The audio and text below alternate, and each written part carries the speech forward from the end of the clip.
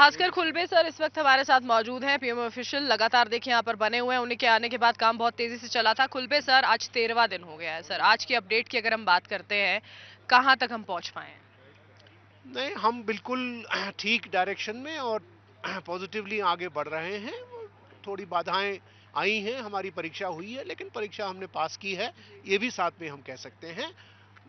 Machine का foundation हमने strong किया है लास्ट रात में काम करके, और टनल के माउथ पर जो स्क्वीजिंग हुई थी उस पाइप को रिमूव करने के लिए इस समय काम चल रहा है, और वो काम अभी कंप्लीट हो जाना चाहिए। खुलबे उसके सर बाद हम ड्रिलिंग अपना चालू ठीक है, करेंगे। खुलबे सर ये पाइप जब रिमूव कर दिया जाएगा तो किस तरह से जितना हमने मीटर्स कवर किया है उसमें कितनी कमी आ जाएगी, कहाँ हम होंगे? रफली 2 मीटर कम हो जाएगा जी जहां हम कल पहुंचे थे वहां से।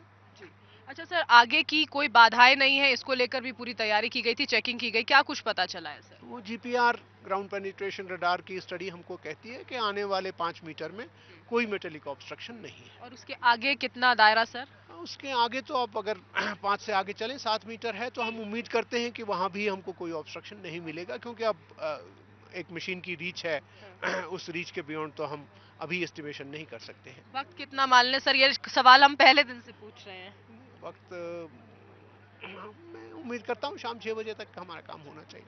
बहुत बहुत शुक्रिया खुलबे सर। तो देखिए शाम 6 बजे तक ये काम पूरा हो सकता है। अपने आप में ये वाकई में बड़ी खबर इसलिए है क्योंकि देखिए अब तक ऑफिशियल से जब वक्त को लेकर सवाल यहाँ पर किए जा रहे थे तो टाइमलाइन देने में थोड़ी समस्या आ रही थी। बाकायदा ये भी ऑफिशियल्स कह रहे थे कि इससे कहीं ना कहीं दबाव भी पूरी वर्कफोर्स पे पड़ता है, लेकिन अब काम यहाँ तक जब आ पहुंचा है तो ये कहा जा रहा है कि आज 13वें दिन शाम तक वो गुड न्यूज जो है वो बिल्कुल संभव है। समझिए कि ऑगर मशीन का प्लेटफॉर्म टूटा क्यों। 1700 हॉर्स पावर की एनर्जी जो है वो जनरेट करती है, और जब ऑगर मशीन मूव करती है आमतौर पर भी तो कंपन होती है। आप सोचिए सुरंग के अंदर जब ऑगर मशीन चलती होगी तो वहां पर कंपन, फिर उसके बाद जिस प्लेटफॉर्म पर इंस्टॉल है, चूंकि आगे कई टन मलबा है, उसको पेनिट्रेट करते हुए वो सुराख का निर्माण कर रही है, उसके अंदर लोहे के पाइप को इंसर्ट किया जा रहा है। ये वजह है कि उसके प्लेटफॉर्म पर लगातार प्रेशर पड़ रहा था, और उस प्रेशर के बाद उस प्लेटफॉर्म पर दरारें, और दरार देखने के बाद यह तय किया गया था कि इस दरार को पहले रिपेयर किया जाएगा, नया प्लेटफॉर्म बनाया जाएगा।